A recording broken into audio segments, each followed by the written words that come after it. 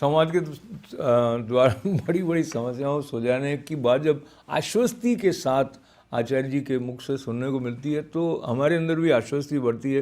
हालांकि कई बार ऐसा होता है कि संवाद के प्रयत्न के बाद बार बार असफलता मिलने से, अगर हम राष्ट्रों की बात करें तो आपको भारत पाकिस्तान का संदर्भ भी आ जाएगा, तो बीच में संवाद को रोक दिया गया कि पहले कुछ सकारात्मक संकेत दिखाई दें। तो ये जो अहिंसा की बात है, एक व्यक्तिगत रूप में जब हम इसके बारे में चर्चा करते हैं, एक सामाजिक या राष्ट्रीय स्तर पर इसकी चर्चा करते हैं, तो मुख्य क्या भेद आप कहेंगे है? देखिए, दो देशों का जहाँ तक मसला होता है तो उसमें अनेक चीज़ें होती है, कूटनीति होती है, राजनीति होती है, लेकिन मैं फिर भी ये कहना चाहूँगा, मान लीजिए दो देशों के बीच में युद्ध भी होता है, उसके बाद क्या होता है? उसके बाद भी तो बातचीत की टेबल पे आते हैं ना। तो मैं कहता हूं खून खराबे के बाद बातचीत की टेबल पे आना है तो पहले ही आ जाओ भैया जी। तो मेरा अब भी ये मानना है, चाहे आपने कहा भारत पाकिस्तान संबंधों की बात हो, चाहे मसला कश्मीर समस्या का हो, चाहे अयोध्या का हो, हर समस्या को वार्ता के द्वारा, संवाद के द्वारा, पीस थ्रो डायलॉग के द्वारा सुलझाया जा सकता है, बशर्ते हमारी उस तरह की इच्छा शक्ति हो और हमारी पवित्र भावना हो। और मैं तो बल्कि ITV गोल्ड के माध्यम से, अशोक जी आपके माध्यम से ये अपील करना चाहूँगा भारत और पाकिस्तान सरकारों से भी। मैंने तो पाकिस्तान के राष्ट्राध्यक्ष मिले, मुझे डॉक्टर APJ अब्दुल कलाम ने मिलाया था तत्कालीन राष्ट्रपति से। मैंने उनसे कहा कि भारत और पाकिस्तान के दुश्मन दो नहीं है, दुश्मन एक ही है। उन्होंने कहा वो क्या? मैंने कहा वो दुश्मन है अभाव, गरीबी, वो है अशिक्षा, वो है अचिकित्सा।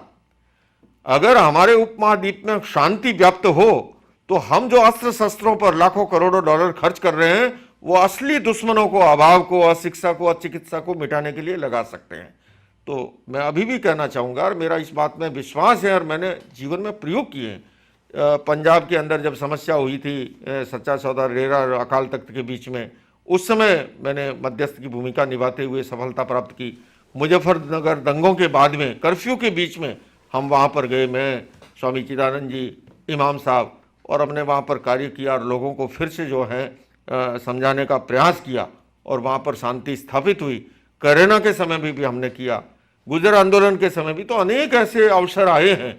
ये हो सकता है कभी, हर बार कोई ज़रूरी नहीं सफलता मिले, लेकिन असफलता के अंदर भी सफलता छिपी हुई होती है।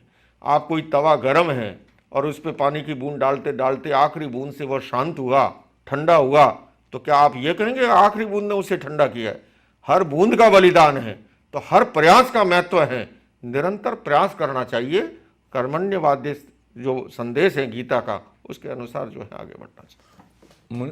आचार्य जी की बातें सुनते हुए ऐसे कभी कभी मन तालियां बजा रहा होता है कि कितनी अच्छी सुंदर अभिव्यक्ति है, सार गर्भित बात सरल ढंग से और ऐसी ऐसी उपमाओं के साथ इस तरह की अवस्था के पीछे की जो यात्रा है उसका थोड़ा सा और परिचय हम अगले कार्यक्रम में जब आपके साथ बैठेंगे तो हम चर्चा करेंगे कि क्या हम अपने भाग्य का निर्माण स्वयं कर सकते हैं या बना बनाया है उसको लेकर हम चल रहे हैं। पर उस चर्चा तक जाएं और आपका आज की इस सभा को इतनी ऊंचाइयां वैचारिक स्तर पर अहिंसा के पंखों के साथ देने के लिए मैं आभार व्यक्त करूं। मीडिया की तरफ भी आपका विशेष रूप से मुझे ये कहना चाहिए कि स्नेहमय संबंध रहा है और ITV गोल्ड के चेयरमैन डॉक्टर सुधीर पारिक जो हैं उनके साथ भी आपका विशेष तादात्म्य रहा है। तो मीडिया जो ये अहिंसा विश्व भारती का संकल्प है उसकी दिशा से जो कार्य कर रहा है, कर सकता है, संक्षेप में यदि कहें। और नहीं, मैं स्वयं सुधीर पारिक जी के कार्यों से प्रभावित हूँ और मैंने देखा है कि वो सदैव सकारात्मक बातों को, समाज के अंदर पॉजिटिव थिंकिंग को पहुंचाने का प्रयास करते हैं। और मेरा ये मानना है, महात्मा, मीडिया और महिलाएं, अगर ये तीन ताकतें एक हो जाए तो समाज के अंदर बड़ा से बड़ा परिवर्तन लाया जा सकता है। और पिछले वर्षों हमने भारत के परिप्रेक्ष्य में देखा, जो कुछ भी आंदोलन वहाँ पर सफल हुए करप्शन के विरुद्ध में, उसमें मीडिया का बड़ा योगदान था। तो मैं फिर से दोहराऊंगा, मीडिया, महात्मा और महिलाएं अगर ठान ले तो समाज के अंदर शराबबंदी हो सकती है, नशा मुक्ति हो सकती है, संस्कारों की बात आगे बढ़ सकती है और समाज में एक पॉजिटिव थिंकिंग का, सकारात्मक सोच का, विधायक भाव का संदेश आगे बढ़ सकता है। क्या बात, बहुत बहुत धन्यवाद है आचार्य लोकेश जी।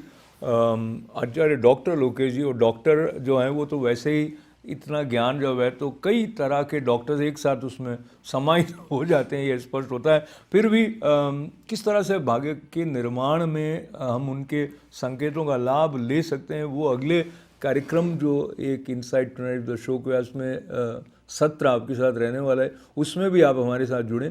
फिर एक बार बहुत आनंद के साथ आभार आपके प्रति व्यक्त करते हुए बहुत बहुत आभार।